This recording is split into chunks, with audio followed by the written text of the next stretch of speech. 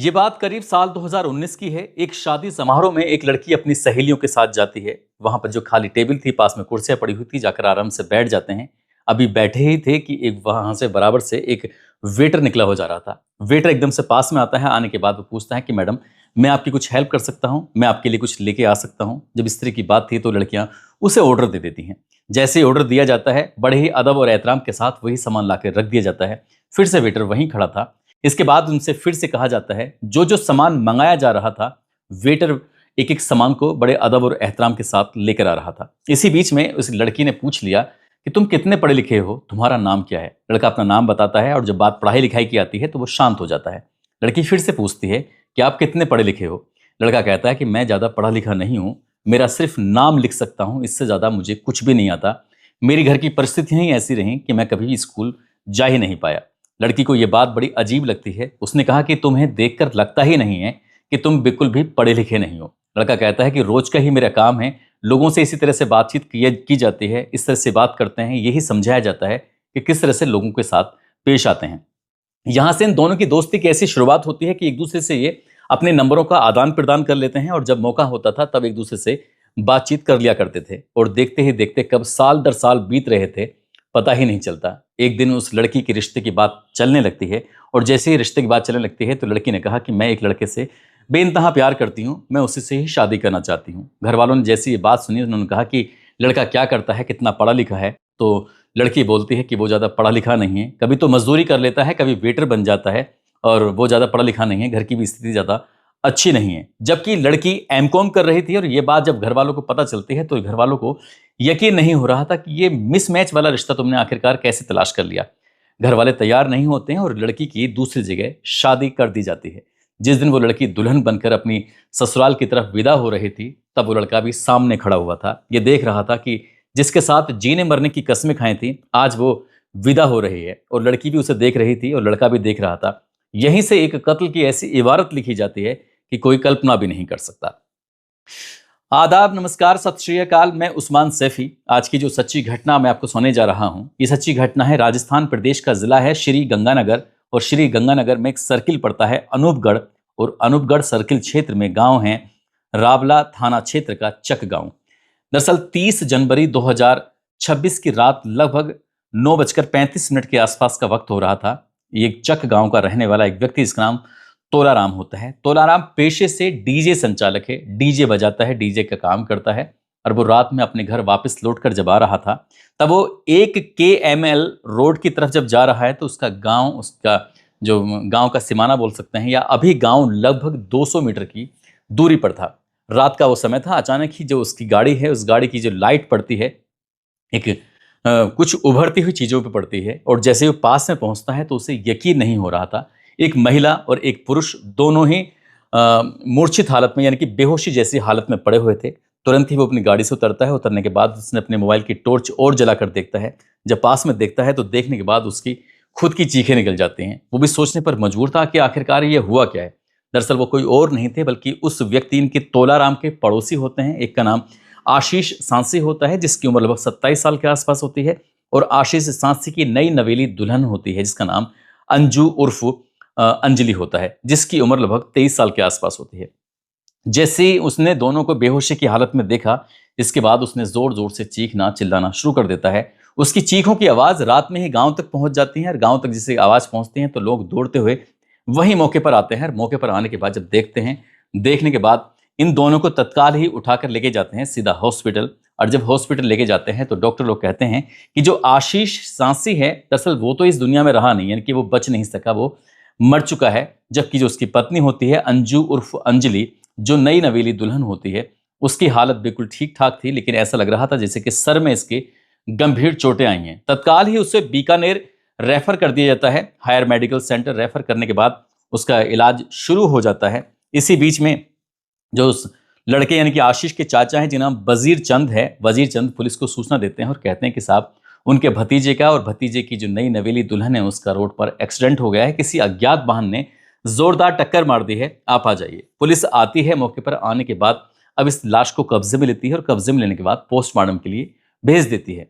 परिवार वाले, पुलिस वाले सब इंतजार कर रहे थे कि आखिरकार पूरा मामला क्या है ये जानने के लिए, लेकिन जो लड़की होती है वो लड़की बेहोशी की हालत में थी, उसका इलाज चल रहा था बीकानेर की तरफ। और ये आशीष के बारे में जब जानकारी जुटाई जाती है तो आशीष दरअसल एक प्राइवेट स्कूल में उसने टीचिंग के तौर पर 3 दिन पहले ही इस घटना से ज्वाइन किया था, और ये जूलॉजी से उसने एमएससी की हुई थी और फिलहाल टीचिंग लाइन में आने के लिए उसने बीएड में एडमिशन ले रखा था। वो बीएड कर रहा था। और पुलिस जब इसके बारे में और जानकारी जुटाती है तो 25 अक्टूबर 2025 को इस लड़के की शादी होती है। और शादी की ये छज जरिया मोहल्ला लगता है, वहां के रहने वाली लड़की होती है, उसी से इसकी शादी होती है।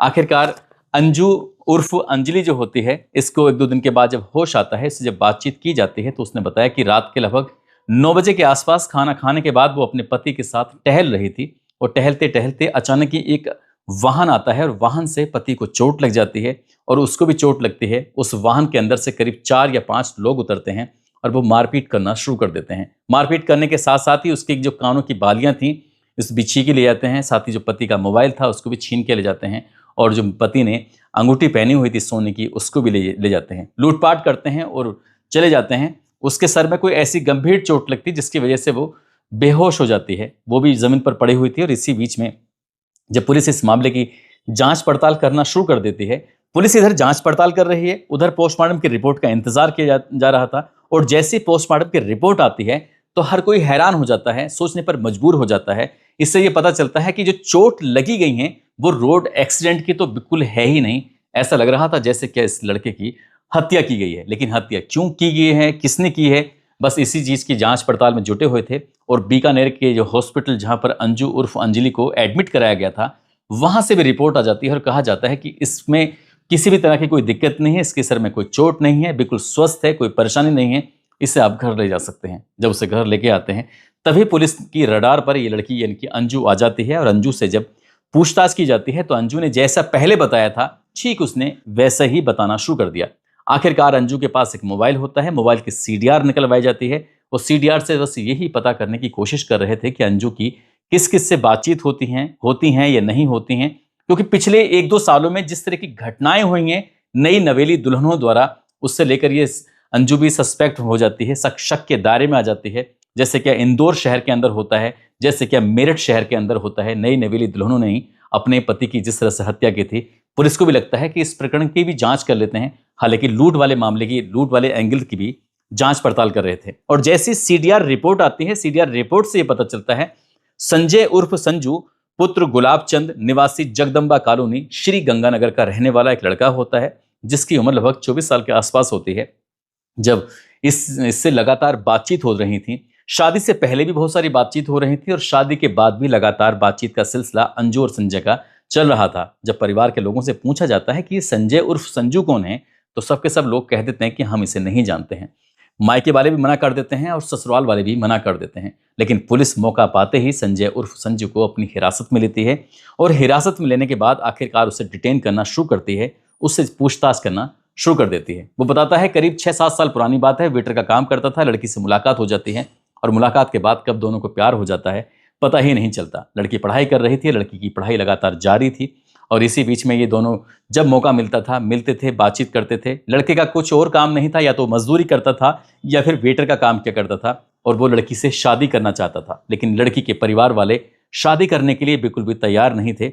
लेकिन उन्हें एक ऐसा रिश्ता मिल जाता है आशीष नाम के लड़के का, और आशीष से जब शादी होती है तो घर वाले, जो लड़की के घर वाले होते हैं और आशीष के घर वाले, वो दोनों परिवार एक दूसरे को बहुत अच्छे से जानते थे, पहचानते थे। और इसके बावजूद भी अंजू की शादी अब आशीष से करा दी जाती है। जब घर वालों को इस लड़के के बारे में, संजू के बारे में पता चलता है, तो संजू को लेकर वो तैयार नहीं थे, क्योंकि वो पढ़ा लिखा नहीं था और इस घर में उस लड़के का कुछ मैच भी नहीं था। एक तो वो कमजोर घर से भी होता है, साथ ही वो बेपढ़ा लिखा होता है। आखिरकार शादी तो कर दी जाती है 25 अक्टूबर 2025 को। जब शादी होके आती है तो दुल्हन अपने उस प्रेमी को देख रही थी, लेकिन उसने एक वादा कर दिया था कि तुम बिल्कुल चिंता मत करना, परेशान होने की बिल्कुल भी जरूरत नहीं है, हम दोनों ही एक दूसरे के साथ रहेंगे, एक दूसरे के साथ जिएंगे, एक दूसरे के साथ मर जाएंगे। इस तरह की बात थी। एक दूसरे से जब वादा कर लेते हैं तो लड़की लगातार अपने प्रेमी से बात करती थी शादी के बाद भी। लेकिन सबसे बड़ी हैरान करने वाली बात ये थी, ये एक ज्वाइंट फैमिली होती है ससुराल में, परिवार में लगभग 16 सदस्य होते हैं। और वहां जाने के बाद ही उसे पता चलता है कि जो उसका चचिया ससुर है, चाचा ससुर को सिर्फ 2 बेटियां हैं, कोई बेटा नहीं है, और उन्होंने ही अपने बड़े भाई से इस बेटे को, यानी कि आशीष सांसी को गोद लिया था ताकि वो उनकी सेवा कर सके और जो भी उनकी संपत्ति है, जो भी कुछ है, वो उसके हिस्से में आ सके। ये दरअसल जो उसके चाचा होते हैं वो सरकारी टीचर होते हैं और जिंदगी में सब कुछ ठीक ठाक चल रहा था, खुशी खुशी शादी करते हैं। जब दुल्हन आती है तो दुल्हन आने के बाद परिवार के 16 सदस्यों का ऐसा ख्याल रखती थी, हर कोई यही कहता था कि बहुत ही सांस्कारिक बहू ढूंढ के लेके आए हैं।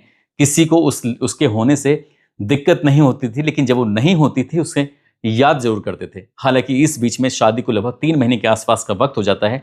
3 महीने में वो ससुराल कम और मायके में ज्यादा रहती थी, और जब मायके में ज्यादा रहती थी तभी दोनों की, इनकी प्रेमी और प्रेमिका की आपसे बातचीत होती थी।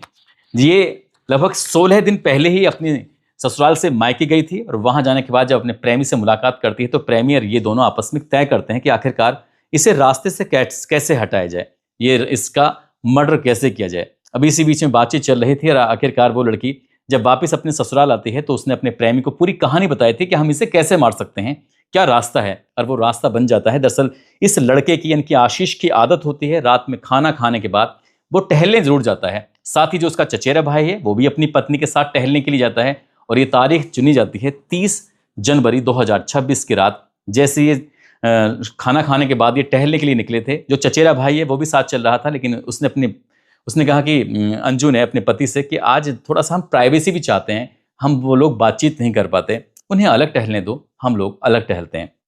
और ये टहलने के लिए गांव से लगभग 200 मीटर दूर निकल जाते हैं। वहां पहले से ही संजय अपने अन्य 2 दोस्तों के साथ इंतजार कर रहा था। एक दोस्त का नाम बादल उर्फ सिद्धार्थ होता है, जो कि जगदम्बा कॉलोनी श्री गंगानगर का रहने वाला होता है। साथ ही रोहित उर्फ रोकी, जो कि सादुल शहर का रहने वाला होता है, जिला चुरू, ये उसी जगह का रहने वाला होता है जिस जगह की अंजू होती है। तीनों मिलकर पहले से इंतजार कर रहे थे, झाड़ियों में छिपे हुए थे। लगभग 9:15 बजे के आसपास का वक्त हो रहा था और इसी बीच में मौका मिलता है और जैसे ही आशीष आता है, आशीष के आने का जो खुद भी साथ में थी, वो लगातार फोन पे संपर्क में थी अपने प्रेमी के और उसे बता देती है कि हम लोग यहाँ पहुंच चुके हैं। तभी वो घेराबंदी करने के बाद लाठी और डंडों से आशीष को पीटना शुरू कर देते हैं। आशीष जब गंभीर रूप से घायल हो जाता है तभी सोचते हैं कि इसने मारपीट करने से कोई फायदा नहीं है, मफलर लेते हैं और मफलर से उसका गला घोंटकर हत्या कर देते हैं। इसी बीच में जब जा रहे थे तो फिर उसके बाद लूट का एक ऐसा स्वांग रचा जाता है, नाटक किया जाता है कि उस लड़के का मोबाइल भी ले जाते हैं आशीष का, उसकी अंगूठी भी निकाल ली जाती है, जो पत्नी होती है उसके कानों की बिछियाँ निकाल ली जाती हैं, पैरों की बिछियाँ, जो भी उसने ज्वेलरी पहनी हुई थी वो सब चीज़ अपने कब्जे में ले लेते हैं और ऐसा दिखाने की कोशिश कर रहे थे जैसे कि यहाँ पर अभी कोई हादसा हुआ है या लूटपाट की घटना को अंजाम दिया गया है। जब ये लूटपाट की घटना को अंजाम दे रहे थे, नाटक कर रहे थे, तो इसी बीच में डीजे पर काम करने वाला, डीजे चलाने वाला तोलाराम वहां से आ रहा था। जैसे उसके आने की आमद आती है तो तुरंत ही लोग छिप जाते हैं और जो महिला होती है वो बेहोशी का नाटक करके वो भी अपने पति के पास लेटी हुई थी। तोलाराम की सूचना के बाद परिवार वाले आते हैं, पुलिस आती है और पुलिस इस घटनाक्रम का खुलासा जब करती है तो लोगों को यकीन नहीं हो रहा था कि नई नवेली दुल्हन ने अपने प्रेमी को पाने के लिए अपने ही पति का हत्या कर दी, कत्ल कर दिया। हालांकि ये चारों गिरफ्तार कर लिए जाते हैं, जिसमें नई नवेली दुल्हन अंजू उर्फ अंजलि होती है, प्रेमी संजय उर्फ संजू होता है, उसके जो 2 दोस्त होते हैं बादल उर्फ सिद्धार्थ, रोहित उर्फ रोकी, सब गिरफ्तार कर लिए जाते हैं। पुलिस ने घटनाक्रम का खुलासा किया और जैसे ही लड़के के परिवार वालों को ये बात पता चलती है तो लड़के के परिवार वाले एकदम सदमे में आ जाते हैं। वो कहने लगते हैं कि अगर शादी करनी ही नहीं थी तो हत्या क्यों की, और शादी नहीं करते तो ज़्यादा ठीक था और हम कहीं और लड़का देख लेते, लेकिन उन्होंने जो किया है अच्छा नहीं किया। अब जो मायके वाले हैं वो भी एक ही बात कर रहे हैं कि लड़की को फांसी की सजा मिलनी चाहिए, और फांसी की सजा का अपने यहाँ क्या प्रावधान है, सालों साल बीत जाते हैं, 10 साल, 15 साल, 20 साल, लेकिन ऐसा कुछ भी नहीं होता है। बहुत दिनों तक ये कहानियां चलती रहती हैं। लेकिन काश घर वालों ने अगर पहले ही इस मामले को गंभीरता से लिया होता और उस लड़की के जो सोच रही थी उसकी बात ही कर देते, जैसे जहाँ चाह रही थी वहां शादी कर देते, कम से कम यहाँ कत्ल तो नहीं होता। इसलिए कोई भी रिश्ता नया बनाने से पहले कई बार सोचना जरूर चाहिए, कहीं ऐसा ना हो आशीष जैसा कोई व्यक्ति या फिर राजा रघुवंशी जैसा व्यक्ति या फिर जो मेरठ का लड़का था, वो ऐसे लोग कहीं किसी की भेंट ना चढ़ जाएं। दोस्तों, इस पूरे घटनाक्रम को सुनाने का उद्देश्य किसी को परेशान करना नहीं है, किसी का दिल दुखाना नहीं है, बल्कि आपको जागरूक करना है, आपको सचेत करना। जाते जाते बुलंदशहर गुलाबठी के रहने वाले इसार, उनकी पत्नी का नाम है अनीसा बेगम, जिनका 5 फरवरी को जन्मदिन होता है। इनको जन्मदिन की ढेरों सारी शुभकामनाएं, बहुत बहुत मुबारकबाद। इसार भाई का मेल आया था, उनका ये कहना है कि जो उनकी बेगम है वो इस दुनिया में अब हयात नहीं है, लेकिन उनको बेइंतहा याद करके वो परेशान भी हो जाते हैं। तो दोस्तों, मैं समझ सकता हूँ कि आपके दिल पर आपकी परेशानी किस तरह से बीत रही होगी।